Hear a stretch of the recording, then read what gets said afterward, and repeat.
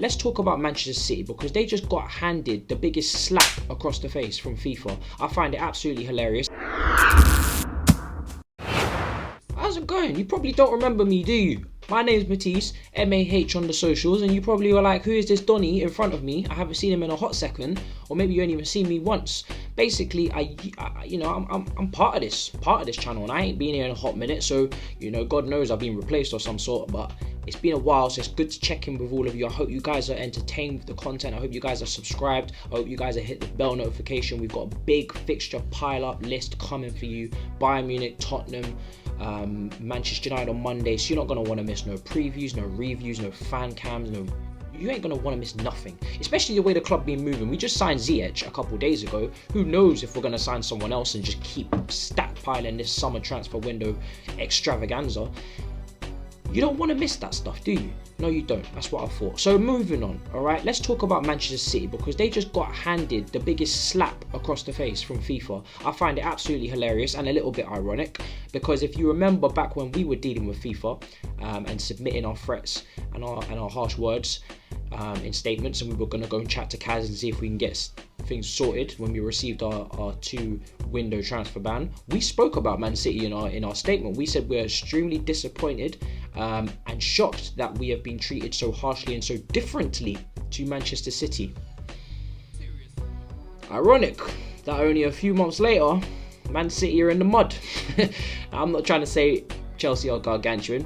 I'm not trying to say Chelsea are huge. I'm not trying to say Marina walked in with a black blazer into Switzerland and held FIFA headquarters by the throat and got Man City in the mud. I'm not trying to say any of this. I'm just saying what happened. What happened is we said something. We put the light on Man City, what they're doing, what they're dealing with, and FIFA took a look. And now Manchester City are banned for not just one, but the next 2 European competitions. They can't feature in Europe, period. Not just the Champions League. They can't feature in the Europa League starting from next season. So 2020-21 season and 21-22 season. Now, of course, Man City have replied. They've gone to the DMs. They've replied to the leakage, the messages, and they've gone and they've said, listen, we're gonna appeal. They're obviously furious. They said they expected it, but we expected our punishment. We still appealed it, so they're gonna go to the Court of Arbitration of Sport. If I ain't said that right, don't slaughter me because it's a hard word to say. Anyway, so yeah, they're gonna appeal it. They're gonna go and chat to FIFA. They're gonna try and get it sorted. While they're doing that, carnage. Because as far as I'm concerned, and as far as everybody's concerned, Pep. That's the last thing on his to-do list is to win the Champions League. He's already won the Prem. Winning the Prem again ain't going to impress too many people, especially with how much money he's shelled out on that squad. Really, he has to win the Champions League. Now, sticking on Man City, they've got Real Madrid in the round of 16. That's no easy task. Obviously, hat-trick hero winners in the last three European Cups out of the last 4 seasons before Liverpool come and ruined all that. So, at the end of the day, Real Madrid are no easy team to come up against, and they've been reshuffling their squad since Zidane came in, signing young, hungry, talented ballers from across the globe, from your Rodris to your Victor's Juniors a couple of seasons ago. Your Hazards have come in for a bit of experience. They got ballers in their team, so that's going to be a very difficult game, but it's almost a must-win. They're out of the Premier League race. Liverpool have stormed ahead. And really the only redemption now for Man City is to go and win the Champions League, because after that they ain't in it. They're done out here. Now, first of all, let's go on to Chelsea now, because that's what we're here for. That's what this channel's all about. That's what's most important. How does this affect us? Now, first of all, this season we can finish 5th now. So basically, top 4 become top 5, because Man City obviously going to finish in the top 5, but they are excluded from this school of European football. So what can we do? We can finish in the top 5, and 5th place gets Champions League. Now, of course, I recently put out an article, which I'll plug later. I put out, one of my contributors put out an article. It's very important that we focus on ourselves. Don't start dilly-dallying and saying, oh, we can finish 5th now, so now we can drop the ball and start playing dead football. We need to make sure that we continue to deliver excellence. And seeing as we haven't been doing that consistently, start to deliver excellence. We need to start winning games consistently. This is a big fixture pile-up period coming for us, as I said at the start of the video. So let's go out there and go and take no prisoners. I don't really care about Man City. I don't really care about 5th.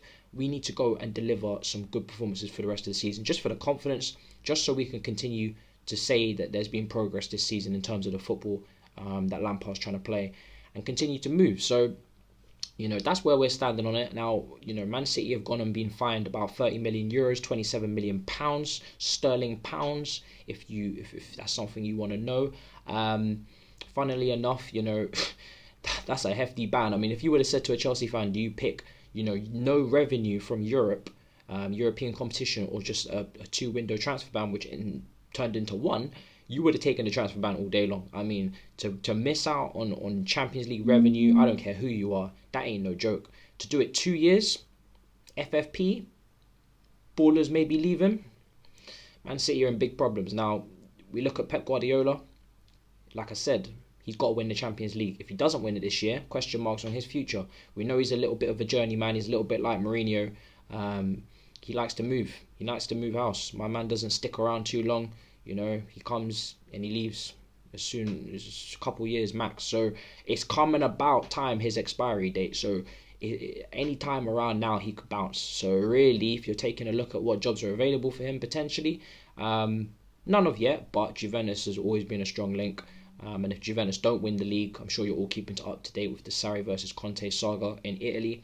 If Sarri doesn't win the league for Juventus, who knows? They may pull the trigger and bring in Pep. We know they prefer Pep. That's just facts. So, that's Pep. Also looking at Man City as a whole, who could leave, like, player-wise? I had a bit of banter on the TL and Twitter saying that Kevin De Bruyne should come home.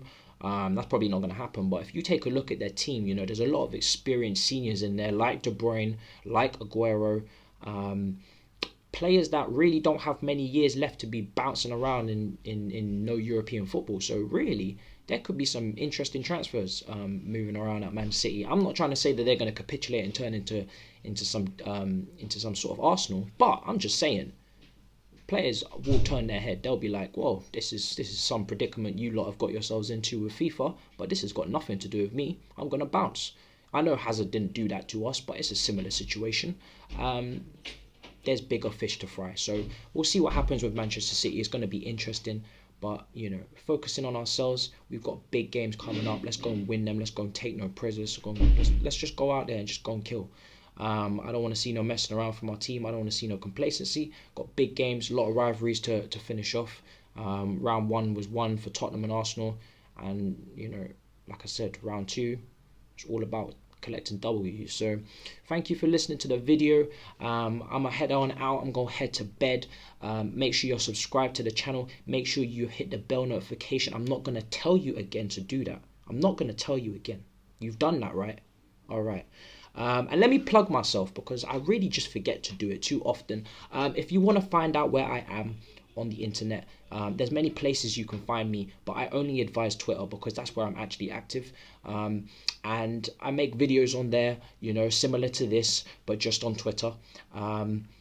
And also I own a publication called All Things Chelsea. We release articles on the daily. In fact, we've just expanded our team by 10 members. So we have about 30 writers, talented group of specimens. I have beautiful people, and they will be writing constantly and bringing you the best news, previews, reviews, everything that you're looking for on a Chelsea basis. So there really is absolutely no reason for you to not go and follow that page on Twitter, All Things Chelsea. I'm not going to say it again. And if you want to follow me, it's Matisse Armani, M-A-H. I'm sure I've already said that, and I'm sure you are going to follow me as well, because like I said, I do stuff on there. I make videos, and I may entertain you just a smidge. And if I don't entertain you, you will probably learn to hate me, and I will learn to love you.